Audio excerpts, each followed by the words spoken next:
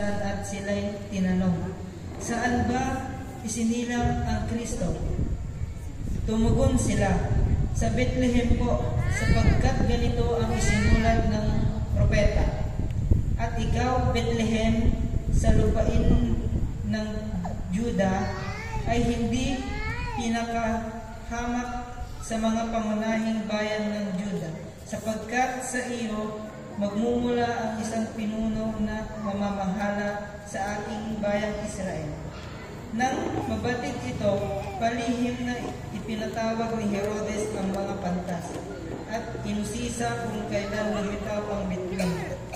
Pagkatapos, sila ay pinupunta niya sa Bethlehem na ganito ang bilin, "Hanapin ninyo mabuti ang sanggol. Kapag natagpuan ninyo siya, ipagbigay alam agad ninyo sa akin, upang ako man ay pumunta roon at sumamba rin sa kanya." Pagkarinig sa bilin ng hari, sila'y nagpatuloy sa paghahanap. Ang bituin na nangunguna sa kanila mula pa sa silangan at tumigil sa tapat na kinaroroonan ng bata. Ganoon na lamang ang kanilang kagalakan nang makita ang bituin. Pagkatapos sa bahay, nakita nila ang bata sa piling ni Maria, na kanyang ina. Nagpatira pa sila at sinamba ang bata. Inihandog din nila ang kanya ang mga dala nitong ginto, insiso at mira. Nang papauwi na ang mga pantas, nakatanggap sila ng babala sa pamamagitan ng panaginip na huwag nang bumalik kay Herodes, kaya't nag-iba na sila ng daan pauwi.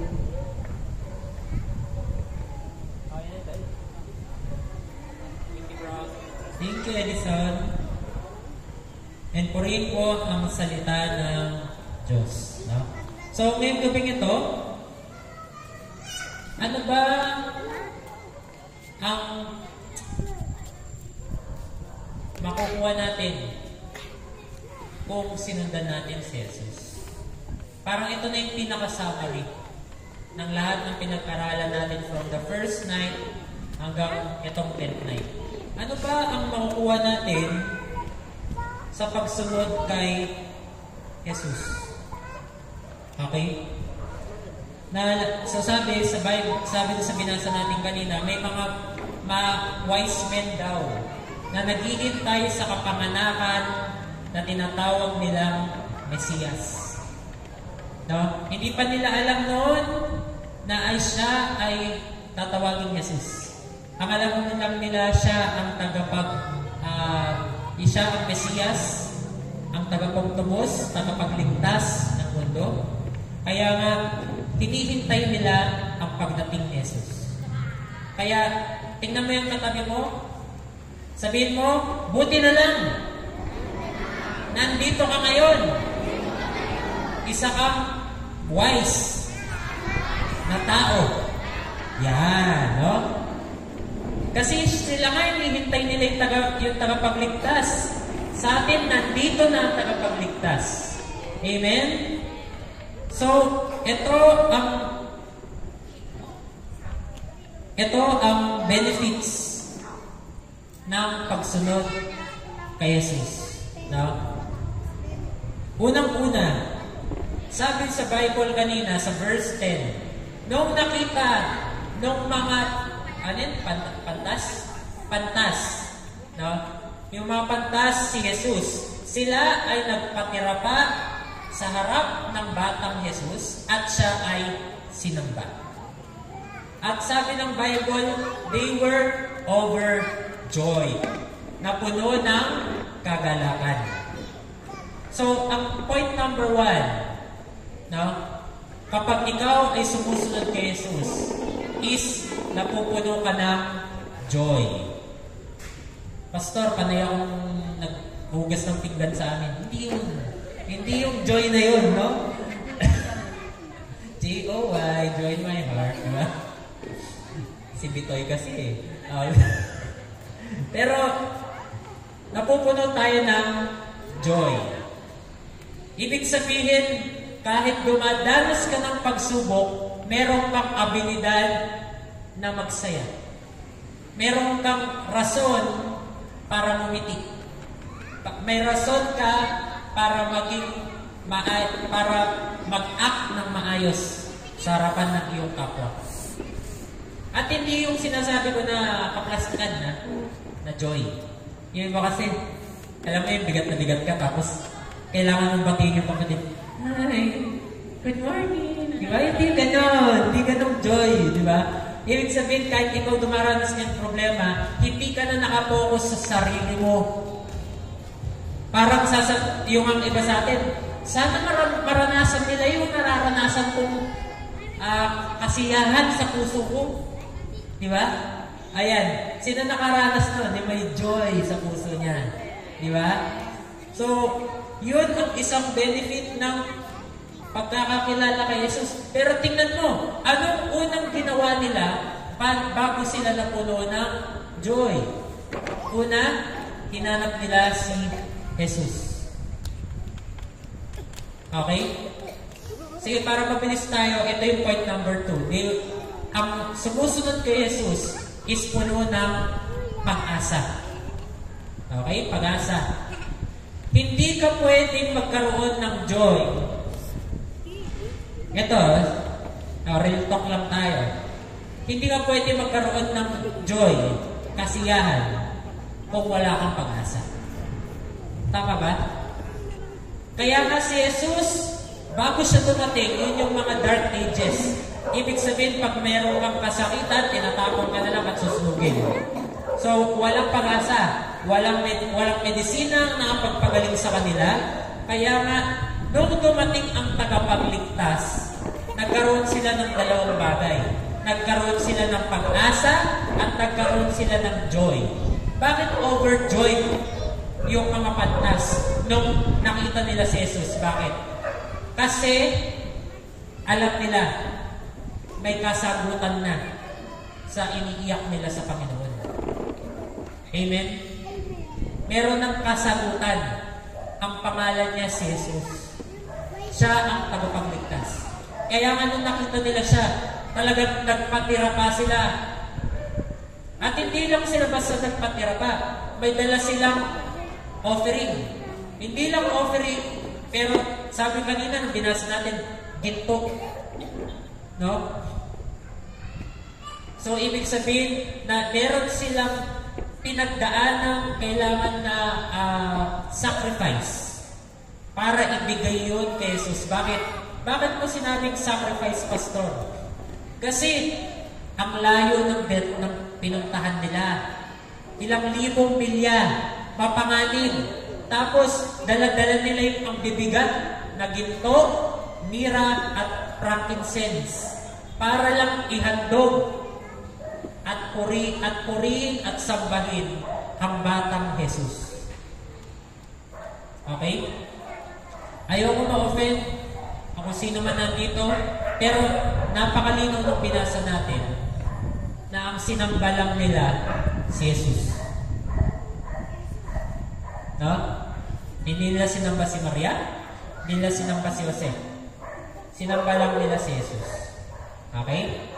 Tapos, bakit? Hinihintay kasi nila ang tagapagligtas.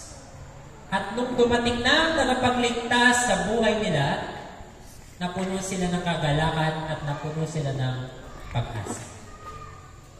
Bakit pag-asa, Pastor? Kasi kung may pananampalataya ka sa lahat ng pangako ng Diyos, may inaabangan ka mula sa Kanya. Hindi yung uupo ka dyan, iniisip mo paano didiskartehan yung mga bagay-bagay, tapos mananalangin tayo, pero yung panalangin na yun walang kapangyarihan. Alam niyo, isa sa mga sabi sa Bible, do not use the name of the Lord your God in vain. Alam niyo, every time na bubuksan natin ang ating bunganga at mananalangin tayo ng walang pananampalatayang panalangin, isa yun. You are using the Lord your God, the name of the Lord your God in vain. Hindi lang yung iba kasi, di ba, ang classic example nun is ginagamit natin sa mga mura. Ay, mga Amerikano ginagamit nila sa mura. Ayoko nang sampulan, baka ma-viral ako. No? Pero, ang isa sa mga hindi natin alam is pag ginamit natin ang pangalan ng Panginoon in vain at walang pananampalataya, nagkakasala tayo. Tandaan nyo, sabi ng Bible, lahat ng ginagawa natin na walang pananampalataya ay kasalanan. So, ibig sabihin, kapag nanalangin ka po, kapag humingi ka sa Panginoon, dapat expect mo may darating. Tama? Kasi nga, kaya ka na humihingi.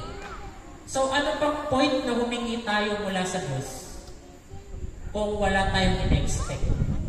Ibig sabihin, pag wala tayong in-expect, walang pananampalataya. Pag walang pananampalataya, walang pag-asa. Tama? Kapag hindi mo kinabit sa ating Panginoon ang pag-asa mo, kakabit mo yan sa ibang bagay. Tama? Kaya nga ako, nung hindi ko mahanap yung kagalingan ko at hindi pa dumarating, at kung saan-saan ako sumasandal.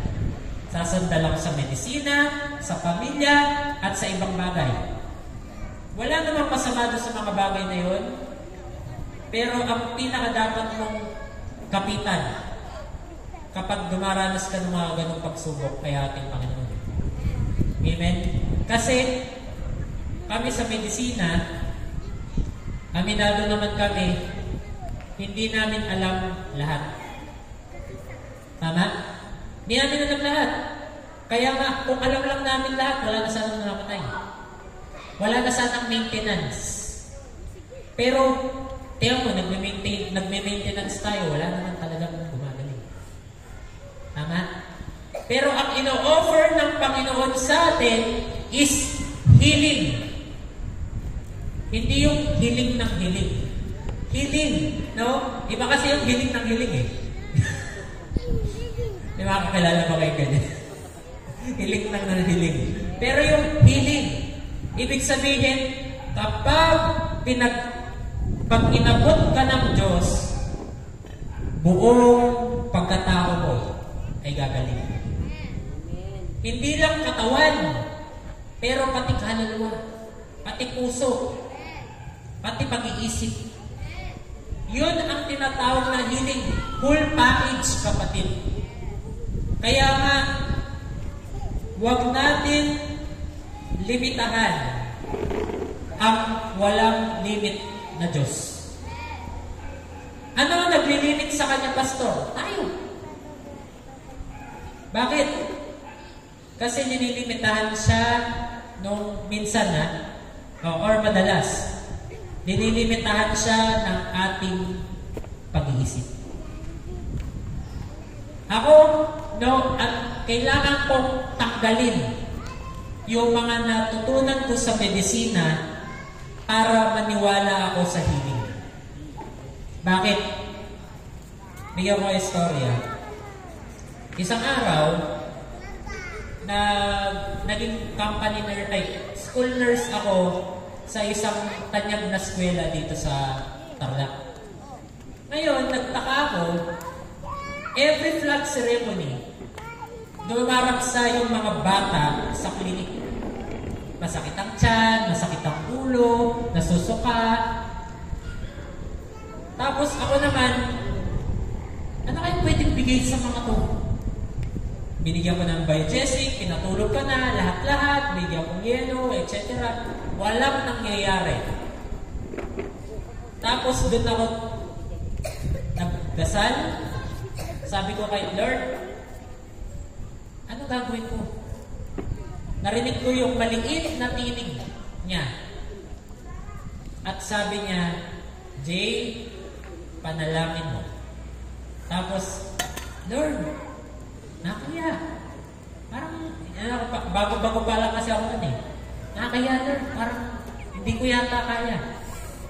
Hindi sila gagaling o hindi mawakan. Yun yung mga panahon na kino-corner talaga ako ni Lord para ipag-pray sila. Pero alam mo, once na sumunod ako sa plano ng Diyos, lahat ng alam ko sa medisina, parang pumutok na lang sa utak ko. Alam mo bakit? Katapos manalangin, tumayo yung isa, lumayas sa klinik. Parang walang nangyari. Tapos tumayo yung isa, lumayas sa klinik. Tumayo yung isa, lumayas sa klinik. Kaya every flag ceremony, alam ko na gagawin. Pag-pray na lang sila. Tipid pa tayo sa gamot. Oh. Pero, hindi dahil sa akin yun. Pero dahil sa Kanya. Unlimited. Bisaya. Unlimited ang ating Diyos. Linilimitahan lang siya ng ating pag-iisip, ng ating utak. Kaya nga, kapag iniisip mo, napapabakit ka na lang, imposible. Imposible umahon kami sa kahirapan. Imposible mawala yung kasakitan ko. Imposible na kamit ko yung future wife, future husband ko. Imposible. Bakit? Sinasabi ko yun kasi alam mo sa utak mo. Kaya nga sabi ng Diyos, no? Sabi sa kanya salita sa Romans, do not conform to the pattern of this world, but be transformed by, renewing your mind. Para saan daw yung renewing your mind? Para daw malaman mo ang kalooban ng Diyos, His pleasing and perfect will. Yun ang sabi ng Bible. Kaya nga, kung alam natin ang kalooban ng Diyos, alam mo yung kaloob niya sa'yo. Tama ba? Paano mo sasabihin sa Diyos na, Lord, para sa akin to, kung hindi mo alam ang Kanyang salita? Kaya nga hindi mo malalaman ang Kanyang kalooban, ang Kanyang kaloob, kung hindi mo alam ang Kanyang kalooban. So, kailangan baguhin natin ito. Amen? Number 3 is tayo ay natatransform. Sabihin mo, natatransform. No? Hindi ko sinasabing nagiging kayong robot. Iba kasi yung Transformers. No? Pero ito yung sabi sa 2 Corinthians chapter 7 verse 10 to 12. Sabi dito, sapagkat ang kalungkutang buhat sa Diyos. Ano yung kalungkutang mula sa Diyos, Pastor? Yun ang tinatawag natin godly sorrow. Saan nagagaling yung godly sorrow? Kapag ikaw ay tinamaan ng salita ng Diyos at nalaman mo yung ginagawa mo mali pala. Tama? Sino na naka-experience nun? Yung, kunwari, nag-away kayo ng mister mo. Tapos, pumunta ka niyan sa church. Nangaral yung pastor. Magpatawad ka. Tapos, kadating mo niyan sa bahay. Paano ko kaya ito kakusapin? Ano yung gagawin ko? Paano kaya mapatawarin? Lord, alam mo, pinapatawad ko na siya. Okay na yun. Okay na yun, Lord. Di ba? Pero, hindi ka nag-act ng ganon at hindi mo inisip yung mga bagay na yun hanggat hindi mo nalaman yung salita ng Diyos. Nung nalaman mo yung salita ng Diyos, ouch! Sakit naman yung salita, Pastor! Tapos, yun yung tinatawag na godly sorrow. Bakit? Nasaktan ka dahil sa salita ng Diyos. Kaya nga sinabi sa salita ng Diyos, the word of God is sharper than any double-edged sword, able to cut between the soul and the spirit. Kaya, and the bone and the marrow. Kaya nga, kung winagayway ko ang salita ng Diyos, expect nyo, may time na, ouch. No? Alam nyo, habang inaayos kayo ng Diyos, darating yung panahon na wala na yung ouch. Bakit?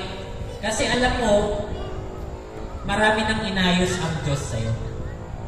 Ako namimiss ko yung mga ganun yung ouch moment. Kada na nag-preach si Bishop, gusto ko nasa pinakaharap ako. Kadating ko sa bahay, Lord, patawarin mo ako, sakit-sakit. Bakit? Kasi tapang niya mag-preach eh. Kaya gusto ko sa harap. Pero ngayon, pag kahit nandun ako sa harap, nami-miss ko yung moments na yun. Na, Lord, nasa yung ouch. Bakit? Inayos na ako eh. Pero, alam nyo, pag hanggang ngayon, pinipigilan nyo yung na matransform kayo ng ouch moment na yun. Ibig sabihin na umusap ang Diyos sa'yo, ayaw mong pakinggan. Hindi ka na nagtaka bakit, Lord, ba't ganun? Paulit-ulit yung mensahe na naririnig. Iba yung mensahe na naririnig ko, pero isa lang yung tumapatak sa utak ko. Isa lang yung sinasabi mo sa akin. Tapos, isa lang ibig sabihin nun. Isa lang ang pangungusap niya sa'yo, kailangan mong makinig. Parang ganito yan. Parang meron kang sugat, tapos araw-araw sugat siya. Hindi na siya naghilom. Ano ang nangyayari sa sugat na hindi nalilinisan? Lumalala. Kaya huwag kang magtaka kapag hindi mo tinugon yung ouch moment na tinamaan ka ng salita ng Diyos. Ouch! Tapos, binasa mo, tapos nasaktan ka. Kaysa magsisi ka, ginawa mo, ay Lord, baka hindi para sa akin yan. Next page. Diba? Pinagpasad mo. Pero babalik at babalik ka doon ni Lord. Kaya nga kung hindi mo tutugunin yung pangungusap ng Diyos na yun sa'yo, tingnan mo, lalala lang. Amen? Kaya nga, sabi dito, sapagkat ang kalungkutang buhat sa Diyos ay nagbubunga ng pagsisisi at pagbabago. Yan ang transformation. Hindi ka lang nakikinig ng salita ng Diyos para masabi ni Pastor, nag-attend ako ng church. Hindi. Kaya nga natin ginagawa ang church para lahat tayo ay mabalik dun sa original na disenyo ng Diyos. Ano yung original na disenyo niya? Na bumalik tayo sa kanyang wangis. Bakit? Nawala kasi yun. Na lahat tayo maging katulad, no, ng ating Panginoong Hesus. Amen? Hindi ko sinabing lahat tayo maging Diyos. Ibig sabihin, tularan natin yung yapak niya nung siya ay namubuhay. Kung paano siya magmahal, paano siya mag-aruga, paano siya magkaroon ng compassion sa mga tao, maging ganun tayo. Tapos sabi dito, ngunit ang kalungkutang dulot ng mundo ay humahanto sa kamatayan. Diba? Kaya nga meron tayong mga kabataan ngayon, sa Facebook, post ito yung thoughts, Facebook thoughts. Yung ipopost mo kung ano yung nasa isip mo. Doon mababasa mo kung ano yung nasa isip nila, tapos sasabihin nila, depressed. Takot. Feeling anxious. Diba? Pero kung titingnan mo lahat yun, kalungkutan. Tapos pag napuno ka at nabalot ka ng kalungkutan, nadagdagan pa yan ng takot, kaya marami ang nag-suicide. Kaya nga totoo yung sinasabi ng Bible, na ang kalungkutan na nanggagaling sa mundo ay nagdudulot ng kamatayan. Hindi kayo agree sa akin? Try nyo pag nag-away kayo ni Mister at wala kang makapitan. Tama? Wala kang makapitan. Tapos maglulukbok ka sa kwarto mo, iiyak ka na lang. Tapos, ang mas malala doon is kapag nangyayari yun at wala pa si Lord sa buhay mo. Ibig sabihin, mag-isa ka lang doon sa kwarto. Wala kang ibang pwedeng kapitan. Kaya yung iba kumakapit sa ibang bagay. Amen? So, sabi sa verse 11, tingnan ninyo ang ibinunga ng kalungkutang buhat sa Diyos Ito ang ibig sabihin kapag ikaw ay nagsisi. Ha? Ito nangyayari sa atin. Nagiging masikap, nagbibinatan. Nagiging masikap kayo. Kaya yan ang nangyayari sa atin. Kapag yung unang ebidensya, kapag tayo ay nagsisi, nagiging masikap tayo. Bakit tayo nagiging masikap, pastor? Kasi ang tunay na pagsisisi, meron tayong ginagawa. Try mo yung asawa mo. Sabihin mo, darling, hindi na ako uulit. Pero tingnan mo, kung hindi ka nagsikap, uulit at uulit at uulit ka hanggang gumulo yung relationship nyo. Tama? Kaya nga ang tunay na pagsisisi, may pagsisikap. Ito, alam yan ng mga mister. Bakit? Kapag nasaktan nila si Mrs., kinabukasan, may kiss, may flowers, may bulaklak. Bakit? Nagsusuyo. Tama? Ibig sabihin, nagsisikap. Ganon din naman si Mrs. Yung pag nasaktan niya si Mr., magluluto yan ng masarap. Di ba? Eat all you can buffet. Di ba? Tapos, may pamasa-masahe pa yan. Darling. Di ba? Yan. Di ba? Kasi sinusuyo mo eh. So, ganon din tayo. Kapag tayo ay tunay na nagsisisi, nagsisikap tayo. Amen? Kaya sabihin mo sa katabi mo, magsikap na tayo. Yan. No? Susunod na ebidensya ay masigasig na ipakilalang kayo'y walang kasalanan tungkol sa mga bagay na iyon. Ganun na ba tayo? Na kaya mong bumarap sa mundo araw-araw, nasasabihin mo, Lord, salamat at ginawa mo akong matuwid, ginawa mo akong banal, at ginawa mo akong anak. O nandun pa ba tayo sa, Lord, patawarin mo ako, makasalanan ako. Hanggang ngayon, makasalanan pa rin ako.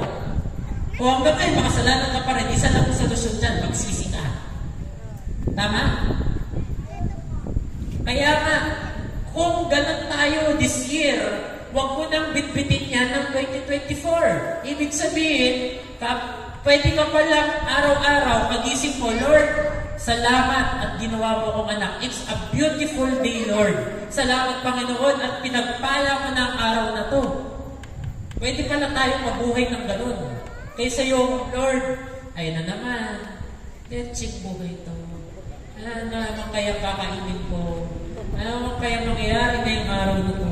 Saan kaya ako kukuha ng pagmatrikula? Ayaw, ganun. No? Kung ganun tayo ng 2023, baguhin na natin ng 2024. Amen? Ang susi ay pagsisisi. Okay. Ito pa ang isang ebidensya. Namuhi kayo sa inyong sarili. Dahil lang, pastor, parang napaka-negative mo. Namuhi kayo sa inyong sarili. Alam nyo, ganito lang yan. Para, pag ikaw, sino dito yung may nakakarinding ugali? Yung parang ayaw mo na yung ugali nyo. Di ba kayo namumuhi sa sarili nyo? Hindi mo kinakamuhian yung mismong ikaw. Kinamumuhian mo yung ugali yun. Kaya nga, unless mamuhian mo yun, hindi yun magbabago. Una, pag-amin. Nakatapos mo umamin sa Diyos, kailangan kamuhian mo na yan. Kunwari ako, hindi ko matatalikuran yung pornografiya dati hanggang sabihin ko sa Diyos na, Lord, sukang-suka na ako dito. Ayoko na itong pornografiya na to. Baguhin niyo ako, Lord. Hanggang di ko sinabi yun, hindi niya ako binago.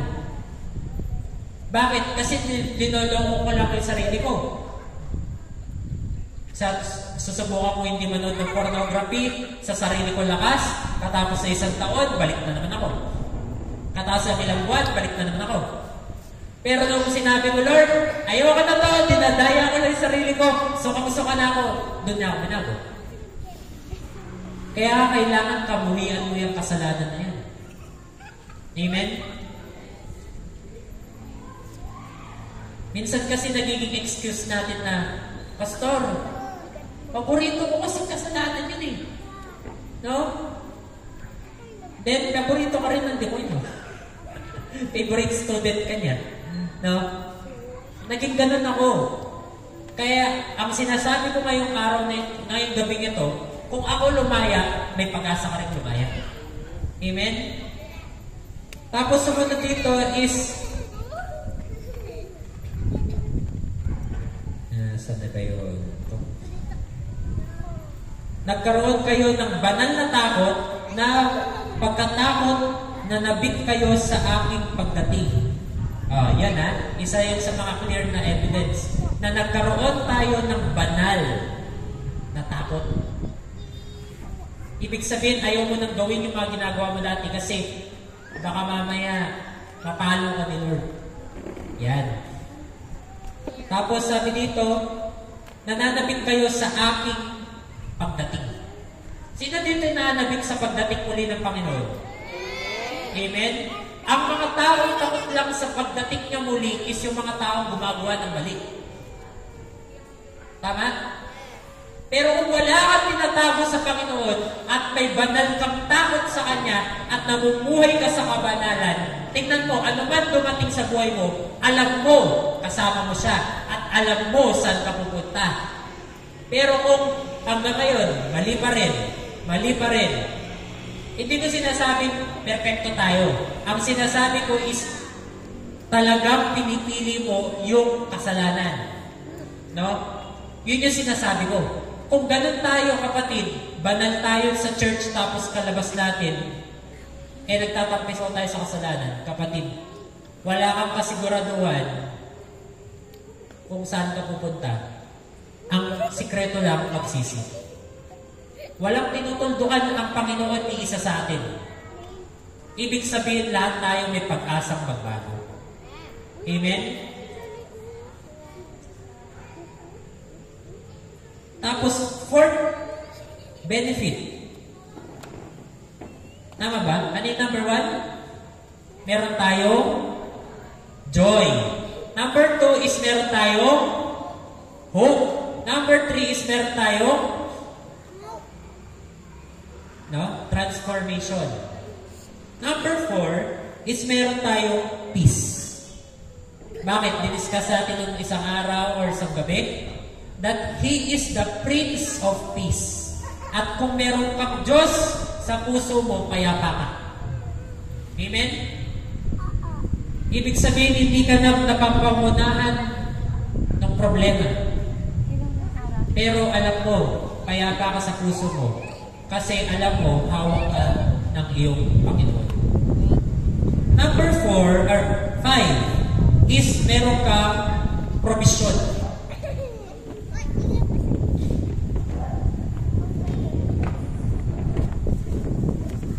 Meron kang provision.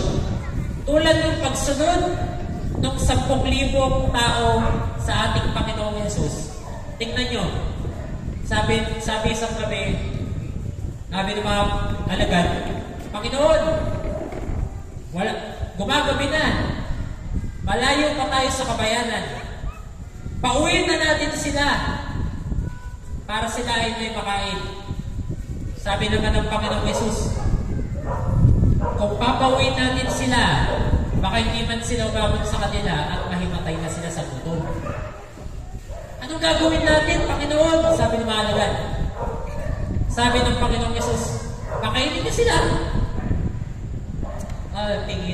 Nagtinginan si Mateo, si Pablo, si James, si John. Anong gagawin natin? Papakain natin sa kanila.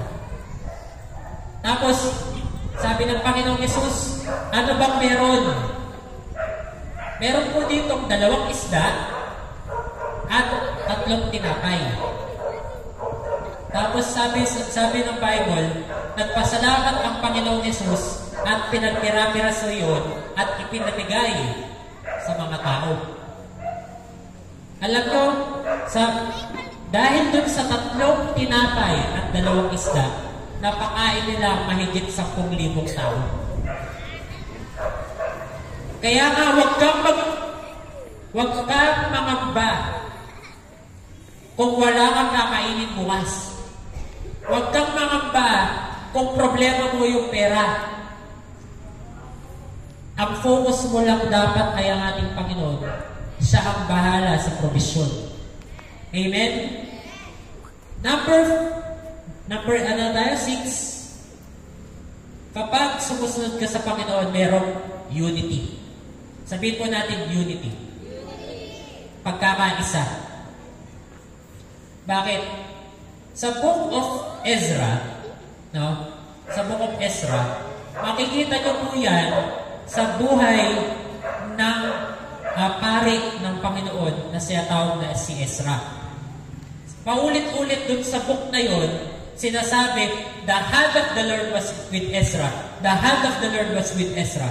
The hand of the Lord was with Ezra. So anong ginagawa ng hand ng Diyos? Isa sa mga benefits nun is it brings unity.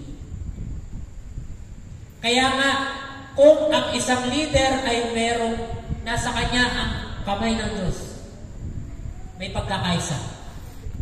Amen? Kaya nga si Ezra nun, may pagkakaisa sila. Kaya, pastor, ano namang effect nun sa akin? Ayaw mo ba yun? Sa iyong pamilya pa lang may pagkakaisa na. Kung magulo ang pamilya, kailangan niya ng pagkakaisa. Kung may mga pinamumunuan ka, kailangan mo ng pagkakaisa. Kung ikaw ay teacher, kailangan mo ng pagkakaisa. Kung nagdidisipulo ka, kailangan mo ng pagkakaisa. Ibig sabihin, kailangan mo ang basbas ng Diyos. Kailangan mo yung kamay niya. Yun yung description ng Bible. The hand of the Lord was with Ezra. At lastly, number 7. When you are following Jesus, expect miracles. Miracles. Bakit? Walang may isang humabol sa Panginoon ang binigo niya. Naiwala ba kayo? Kasi nakita ko, hinabol siya ng mga may ketong, lahat sila balik. Yung si blind Bartimaeus, umiiyak siya dun sa tabi ng pool of Shiloh, at habang siya umiiyak dahil siya bulag, tingnan mo, siya ay pinuntahan ng Panginoon. Bakit? Umiiyak siya sa Diyos. Yung pilay na nandun sa tabi ng templo, gumaling. Yung dinudugo na babae for ilang years, at sabi ng Bible, walang may isang medisina ang nakapagpagaling sa kanya. Pero sabi niya, ayun si Jesus, yung Mesiyas. Mahawakan ko lang yung laylayan niya at ako'y gagaling. Tingnan mo, nung nahawakan niya siya, gumaling. Kaya nga, when you are following Jesus, expect miracles. Hindi lang healing, pero miracles. No? Miracles. Anong klaseng miracle, pastor? Yung tipong miracle na kaya niyang magbuhay ng patay? Yung tipo ng miracle na magulo yung pamilya tapos biglang pinagkadikit-dikit niya kayo? Yung tipo ng miracle na ang gulo-gulo ng buhay mo, binigyan niya ng kaayusan? Yung tipo ng miracle na tinundukan ka ng mga tao pero binigyan ka ng pag-asa ng Diyos? Yun yung mga miracle, kapatid. At ang Diyos na walang imposible, kaya-kaya niya ipagkaloob yung miracle niya. Amen? May mga napuntahan po kami ng mga lugar na kumapit na sila sa kung ano-ano mang bagay. Pero, nung i-present ako sa kanila ang Diyos, kilala naman nila. Alam naman nila si Jesus. Pero ito yung first time na may experience nila si Jesus. Iba kasi yung alam mo at iba kasi yung experience mo. Tama? Parang sa pagtuturo, ayun si nanay naging teacher. Sa pagtuturo, iba yung nabasa mo kung paano magturo at iba yung na-experience mo paano magturo. Tama? Ganon din sa ating Panginoon. Iba yung nabasa ko at iba yung na-experience mo. Yung nababasa ko lang yung miracle, hindi ako convinced doon. Hindi ako mapapawaw doon. Pero yung na-experience mo yung miracle, wow. Tama? Kasi lahat tayo, walang tinitingnan ng Diyos. Lahat tayo mayroong pagkakataon na magkaroon ng milagro sa buhay natin. Ang tanong, hinahabol mo ba siya? At kakapit ka ba sa Kanya hanggang makuha mo yung milagro na yun? Amen? O matagal na nating sinukuhan yung milagro nga. Ako po, it took 4 years. Umabot ng 4 na taon bago ako i-declare ng doktor na cancer-free. Pero, it took 4 years. Alam mo yun yung nakakilala ka sa Panginoon na alam mo na nakagawa siya ng milagro, tapos ang daming mga tao nag-pray para sa akin, pero hanggang doon wala akong na-receive na healing. Tapos, pero kumapit ako. Alam mo, hindi ko man naramdaman na pinabayaan ako ng Diyos. Kahit na walang-wala ako, bankrupt ako, kahit na natutulog na lang ako sa sahig ng kwarto na aking magulang, naglalakad ako araw-araw, nagbebenta ng multivitamins para lang may pangtustos sa sarili ko. Hindi ko naramdaman na pinabayaan ako ng Diyos. Bakit? Kasi nakilala ko ang Diyos noong mga panahon na yun at nag-e-enjoy ako makilala siya. Nag-e-enjoy ako dun sa relationship namin. Kaya nga, kaysa magmaktol ako ba araw-araw, kaysa magmukmuk ako sa isang tabi, nandun ako sa kwarto ng nanay at tatay ko, umiyak. Ba't ka umiyak, Pastor? Hindi ako umiyak dahil sa sitwasyon ko. Umiyak ako dahil pabuti ang Diyos. Bakit? Kasi araw-araw, makagising ko, magpupuri, magsasamba ako, magbabasa ako ng Biblia. At nakikita ko gaano siya kabuti. At mapapasabi na lang ako, Lord, sana all. Ako din, Lord. Ako din. Kung nangyari ito sa kanila, mangyayari dito sa akin. Kung nakapaglakad si Pedro sa tubig, kaya ako rin, Lord. Kung kayang maghati ni Moises, pwede rin sa amin, Lord. Alam niyo yung sa mga biggest miracle na manghang-mangha ako? Yung nun napatigil ni Joshua, yung araw at yung buwan. Basahin niyo yung book of Joshua. Binigyan siya ng kakayahan ng Diyos na patigilin ang araw at yung buwan ng ilang oras. Wow! Tapos si Elijah, kaya niyang magtawag ng apoy mula sa langit. Kaya nga, nung nabinabasa ko yung mga yun, wow, Lord, kaya mo rin yan gawin sa buhay ko. Kaya nga, kung ikaw may sakit ka ngayong panahon na ito, at hindi mo pa nararanasan ang kagalingan ng Diyos, kapatid, kumapit ka sa Kanya. Amen? Ako, it took 4 years. After 4 years, kung kailan hinang-hina yung katawan ko, akala ko malapit na akong mawala, pero hindi yun yung sinasabi ng utak ko. Sinasabi ng utak ko, gagaling ka, magpapatuloy ka, at maglilingkod ka sa Panginoon. Kaya kahit hinang-hina yung katawan ko, at isa lang panalangin ko nung araw na yun sa Panginoon, Lord, pagalingin mo ako kasi maglilingkod pa ako sa iyo. Pumunta pa rin ako sa church. Kahit na gumigewang ako anytime, pwede akong mag-collapse. Pumunta pa rin ako sa simbahan. Kinausap ko yung choir director namin kasi choir po ako nun kahit di kayo naniniwala. Diba? Choir po ako nun. No? Ako yung bass. No? Baso. Water boy. Yun pala ibig sabihin ng bass, baso. No? So, kinausap ko ng choir director namin nun na Pastora, masama po talaga pakiramdam ko, hindi ako papanik. Pero, alam mo, nung papanik na sila sa stage, sabi ng Diyos, pumunta ako. Kahit na nasa pinakalikuran ako, sinubukan kong tumakbo, kahit madapa ako, mag-collapse ako, wala akong pakialam, pumanik ako sa stage, tumama ako sa kanila. Kasi, yun yung sinasabi ng Panginoon ko. Habang nagpe-praise and worship, ayan, tinugtog yung nothing is impossible. Isa lang panalangin ko nun.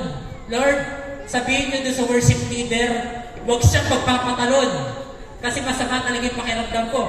Pero hindi, nagpatalon pa rin siya. Eh, tumalon pa rin ako. Tapos, nung worship na, sabi ng worship leader, taas po natin ating mga kamay. Inas ko. Habang nagpupuri ako sa Diyos at kinakanta namin yung goodness of God, bigla na lang nakita ko siya dumaan sa harapan ko. Tulad ng babaeng tinurugo, nahawakan ko lang yung laylayan niya. Alam mo, nung nahawakan ko yung laylayan niya, may malamig akong naramdaman mula ulo hanggang paa. Katapos nun, kaya ko nang magtatalon, kaya ko nang gawin yung mga dating nagagawa ko. Kababa ako sa stage, umiiyak ako doon sa mga pastora, nakita ko siya. Ang dami ko sinasabihan sa church, nakita ko siya. Akala mo, nakikinig ko. Pero nung nagpakita ako sa doktor, sabi niya, wala akong makitang mali sa lahat ng blood result. Normal na ang lahat. Ganon kapangyarihan ang Panginoon. Amen. Palakpakan po natin si Lord. No? Kaya nga simula nung araw na yun, I made a vow to myself na maniniwala ako sa milagro na kahit gawin ng Diyos. Sa kapangyarihan ng Diyos. Kaya nga, every time na may makikita kami sa daan, tinuldukan na sila ng mga tao. Kaya sabi nila, wala nang pag-asa yan. Hindi kami naniniwala doon. Bakit? Walang pag-asa sa tao, may pag-asa sa Diyos. Kaya nga, every time na may makakakita, may makikita akong may sakit. One time, papasok ako sa trabaho sa provincial. And I will close with this. Papunta ako sa provincial, tapos nakita ako ng isang miyembro ng PFPC. Eh, si Pastor J. Inabol niya ako hanggang office. Nagtaka na lang ako sino kumakatok doon kasi hinahanap ako. Tapos sabi niya, Pastor, yung kasing isa sa mga dinidisciple ko, yung nanay niya na stroke. Nasaan siya? Nandito po. Nung nakita ko, nasa wheelchair, nakaganyan. Kasi talagang hindi mo makausap ng maayos. Tapos, bakit ba siya na-stroke? Kasi high blood siya, Pastor. Ba't siya na-stroke dahil sa high blood? Tapos, wala po kasing pambili ng gamot. Doon po sila pinagalitan. Bakit? Libre ang gamot sa center. Ibig sabihin, hindi lang sila inaaruga ng mga anak nila. Tapos, katapos nun, sabi ko, anong balak niya niyan? Sabi po ng mga doktor, kailangan niyang CT scan. Pero wala kaming pera. Ngayon, lumapit sila kay Mayor Christie, kay Gob, para humingi ng pangbayad sa CT scan. O sige, ano pang balak nyo? Lalabas po namin siya sa ospital. Okay. Saan siya dadalhin? idadalhin po namin siya sa paniki. Ano meron sa paniki? Meron pong kanyang na albularyo doon. Papagamot po namin siya. Hindi ko mag-gets, sabi ko sa kanila. Kung wala kayong pera, ba't kayo gagastos na lumayo? At kung ganyan yung kondisyon ng nanay niyo. No? Tapos sabi ko sa kanila, bakit hindi kayo naniwala na kaya siyang pagalingin ng Diyos ngayon din? Naniwala sila. Kahit mukhang corny, nagawak-awak kami ng kamay doon, nagpaikot kami doon sa gitna ng hospital, at nanalangin kami. Yung mga kamag-anak, even yung mga anak, tinanggap nila si Jesus bilang Panginoon at tagapagligtas. Alam niyo nangyari? After 1 week, kasama na namin siya nagpupuri sa Beatles. All glory to God. Kaya nga, kung posible sa Kanya, walang imposible sa iyo. Kung naging posible sa akin, walang imposible sa iyo. Kung pinagaling niya ako, papagaling ka rin niya. Pero anong kailangan? Are you willing to follow Jesus?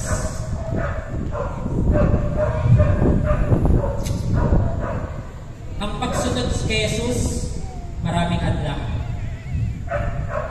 Isa sa mga hadlang ng panahon niya si Herod. Si King Herod gusto siyang ipapatay. Kaya nga hindi ba kayo nagtataka? Nung tinanggap niyo ang Panginoon, marami hadlang. Marami hadlang nung papunta kayo dito. Marami hadlang nung nagsasamba, nagpupuri ka na. Bakit? Ganun talaga. May Herod na padadala ang demonyo. At yung ibang Herod na didisip ng mga mananampalataya. Sabi sa Bible, be careful. No, be careful of wolves in sheep's clothing. Now, evil mag-deceive sa inyo. Sinabi niya yun hindi sa mga hindi mananampalataya. Sinabi ng Panginoong Hesus yan sa mga mananampalataya. Bakit? Kasi akala mo, tingnan mo si Herod, ano sabi niya? Turo niyo ang Panginoong Hesus at pupurihin ko siya. Pero sa totoo, papatayin niya siya. Bakit? Akala mo mananampalataya. Ginugulo ka pala. Dinidisip ka pala. At alam niyo ang matindi sa deception? No? Huwag kayong wala, patapos ako. Alam niyo anong matindi sa deception? Hindi mo man alam na deceive ka. Kasi madaling malaman kung kasalanan ka to o hindi. Pero pag ikaw ay deceived, hindi mo na mawari kung ikaw ay nasa kasalanan o hindi. Kung ikaw ay nasa tama o nasa mali. Hindi mo na alam. Kaya nga yun ang nangyari kay Eva. Kahit nandun siya sa perfect environment na tinatawag na Garden of Eden. Kaya nga, ito ang warning ko sa bawat isa.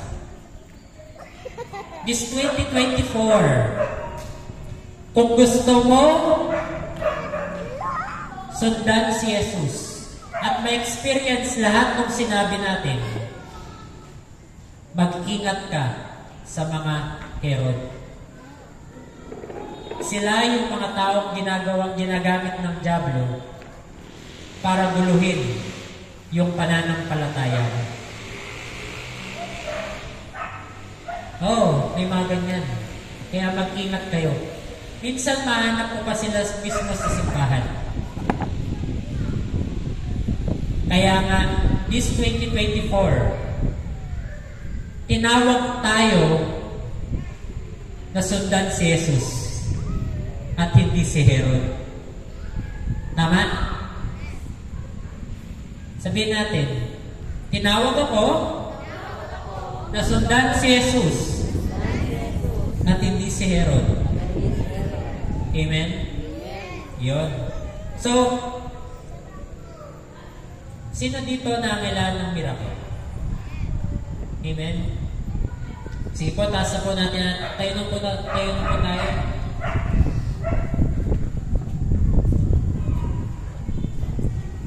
Sino po na kailangan ng miracle sa kanyang katawan? Taas kamay. Ibig sabihin healing, kagalingan. Amen? So we will pray at manampalataya tayo na habang nananalangin tayo, kayang abutin ng ating Panginoong Yesus yung mali sa katawan mo. Amen? Amen. Na kayang abutin ng Panginoong Yesus yung karamdaman mo at tanggalin. Amen? Sige po, ito yung gusto kong gawin ninyo. Ipikit nyo yung mga mata ninyo. Thank you, Holy Spirit. Ipikit nyo yung mga mata ninyo. Hawakan ninyo yung parte ng katawan ninyo na kailangan ng kagalingan. No, bad. Kung hindi naman kayo, itutok nyo yung kamay ninyo dun sa mga taong na kailangan ito. Tapos ito sasabihin ko sa inyo, may mararamdaman kayong kakaiba dun sa parte ng katawan ninyo. Either may mainit, may malamig, parang kuryente. Basta may kakaiba kayong mararamdaman dun sa parte ng katawan ninyo. And you will know it's the Holy Spirit. Thank you, Lord. Okay, manalangin na tayo. Hawakan niyo lang mabuti yan at pumikit lang kayo. Lord, maraming salamat sa narinig po naming mensahe ngayong gabing ito. And right now, Lord, pinapractice po namin ang aming narinig. And Lord, marami dito ang nangangailangan ng kapayapaan, ng joy, ng hope, ng restoration. But most importantly, Lord, marami dito ang nangangailangan ng miracle. So Lord, I pray in the mighty name of Jesus, we command all sickness, disease, the spirit of death, the spirit of disability, the spirit of weakness. I bind you and I break your power right now in the mighty name of Jesus.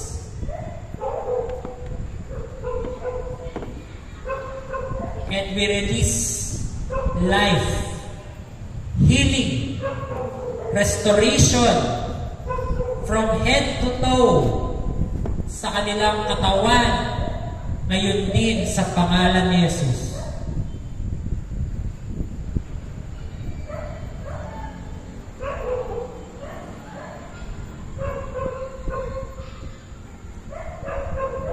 Iba sa inyo, nararamdaman nyo napakagaan ng dibdib ninyo. Iba yung mga migraine ninyo, nagsisiyalisan na. Thank you, Lord. And Lord, I pray that by your blood and by your stripes, they are healed. And Lord, we declare that they are healed. Salamat po, Panginoon.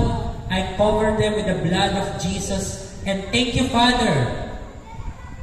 Simula ngayong gabing ito, we will walk in freedom from this sickness and disease.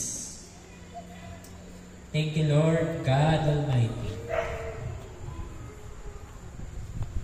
Salamat sa kagalingan, Panginoon. And Lord, I reroute all demonic attacks from their life right now in the mighty name of Jesus. I break your power upon their life. And Lord, sabi niyo sa inyong salita, when they are cursing us, you can bless us, Panginoon. Kaya salamat, Panginoon, for releasing blessing sa bawat isa. Hallelujah. Pagpalain niyo po ang bawat isang narito in the mighty name of Jesus. Amen and amen. Sige, sino po nakaramdam na kakaiba sa kanyang katawan? Taas kamay. Amen. Ah. So, hindi nyo man maranasan ngayon, no? At sinasabi ko ito hindi dahil sa walang pananampalataya. Kung hindi nyo man maranasan ng complete healing ngayon, kapatid, kumapit ka lang sa Diyos. Kung maaari, no? Every time magkita tayo, Pastor, pa-pray. No? Okay lang sa akin, walang problema. Ang importante sa akin is maranasan mo yung naranasan ko. Na bumalik ka katulad na naranasan ko kagalingan. Amen? Sige po.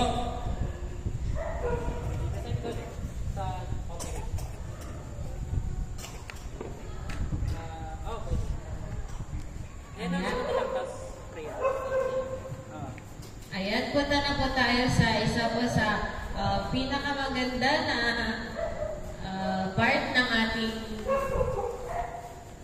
service, ang pagbabalik po ng ikapot handog sa ating Panginoon. Ayan.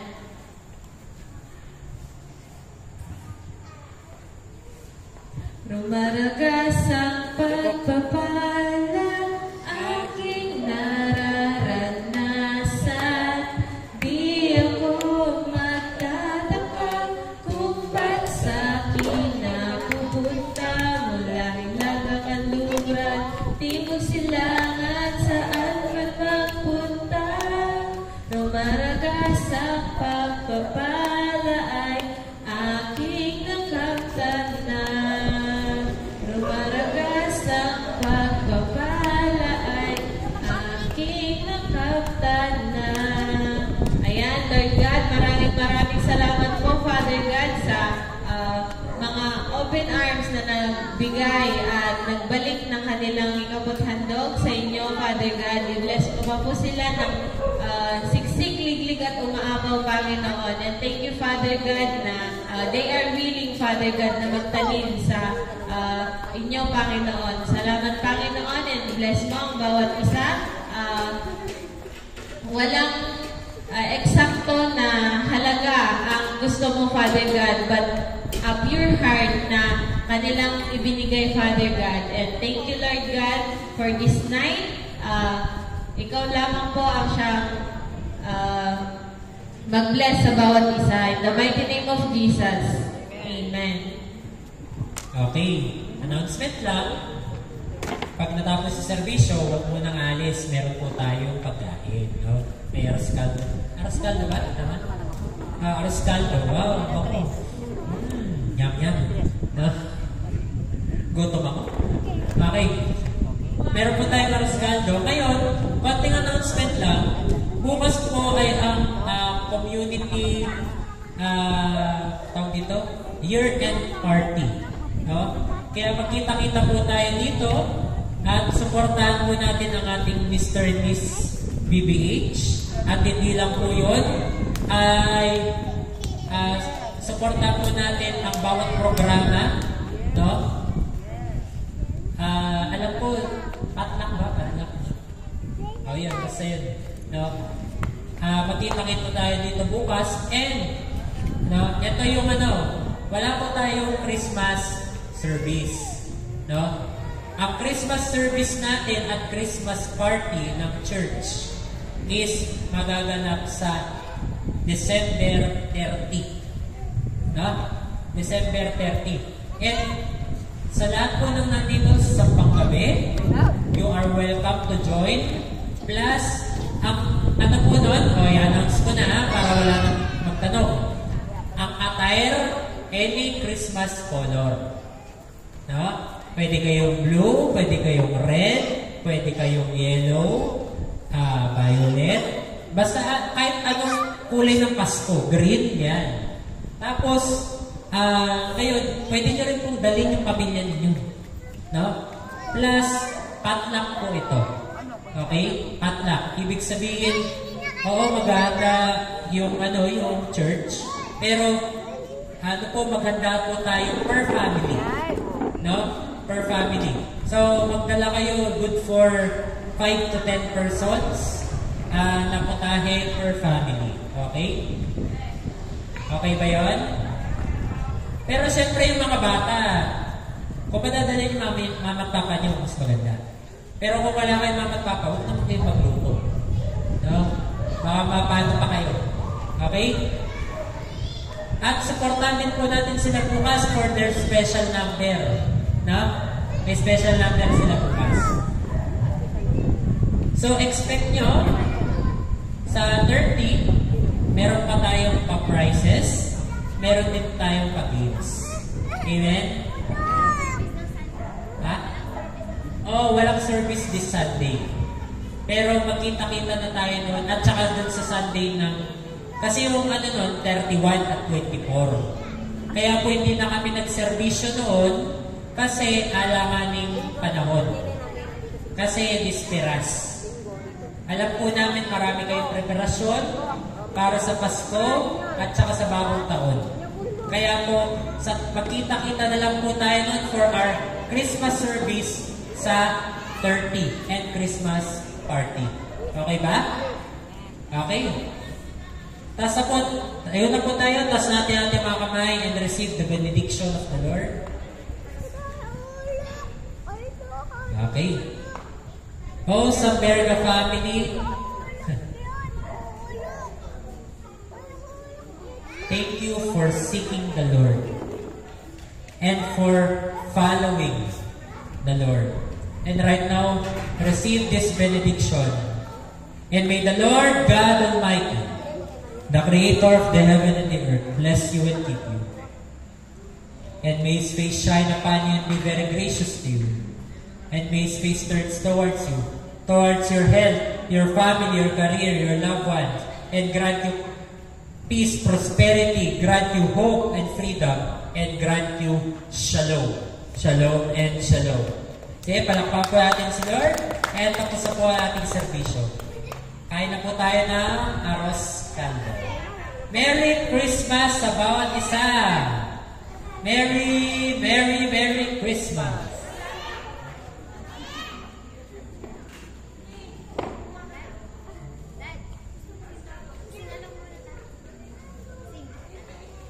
Sing along?